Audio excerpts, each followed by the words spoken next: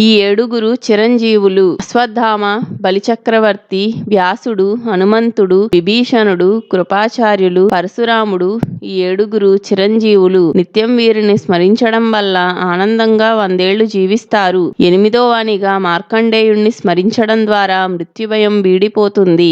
కుడివైపుకు తిరిగి నిద్రిస్తే పిశాచాలు ఆవహిస్తాయా? కుడివైపుకు తిరిగి నిద్రిస్తే అనేక పీడకలలు, కలత నిద్ర వస్తాయని శాస్త్రం వక్కాణిస్తోంది. కాన ఎడమవైపు తిరిగి పడుకోవాలని చెబుతారు. పెద్దల మాటల్లో ఎంతో ఆరోగ్య సత్యం కూడా ఉంది. మానవునకు ఎడమ పార్శ్వమున జఠరాగ్ని ఉంటుంది. తిన్న ఆహారము సరిగ్గా జీర్ణించడానికి ఎడమవైపు తిరిగి పడుకోమని చెబితే వినరని, చాదస్తంగా కొట్టి పారేస్తారని, కుడివైపు తిరిగి నిద్రిస్తే పిశాచాలు ఆవహిస్తాయని చెబుతారు. అలాగే దాహమేసినప్పుడు తినకూడదు, ఆకలేసినప్పుడు నీరు త్రాగరాదు. అట్లే నిద్రలేచినప్పుడు కుడివైపుకు తిరిగి లేవండి. తలభాగము శరీర భాగం కంటే దిగువలో ఉంచుకొని నిద్రించరాదు. నీరు విషమా అమృతమా? ఆహారము జీర్ణం కాని వారికి నీరు అమృతంలా పనిచేస్తుంది. అలాగే భోజన మధ్యలో కొద్ది నీరు అమృతమే, కానీ భోజనం చేసిన తర్వాత త్రాగే నీరు విషంతో సమానము. కనీసం 2 గంటలైనా విరామం ఉండాలి. అలాగే తింటూ త్రాగుతూ తింటే కూడా ఆ నీరు విషమే,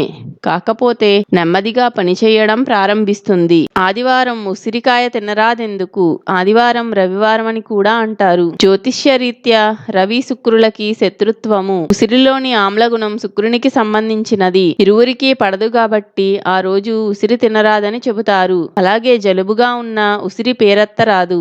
9 భక్తి సోపానాలు: శ్రవణము, కీర్తనము, స్మరణము, అర్చనము, వందనము, సఖ్యము, ఆత్మనివేదనము, పాదసేవనము, దాస్యము. పై భక్తి మార్గాలను అనుసరించిన మహానుభావుల్లో కొందరు వాల్మీకి, నారదుడు, హనుమంతుడు, ప్రహ్లాదుడు, పరీక్షిత్తు మహారాజు, అంబరీషుడు, రామదాసు, త్యాగరాజు, అన్నమయ్య, రామకృష్ణ పరమహంస మొదలైన వారు. నీరు లేకుండా చేసే స్నానాలు: మంత్రస్నానము, మంత్రాలతో ఆవహించేలా చేసుకుని చేయడము.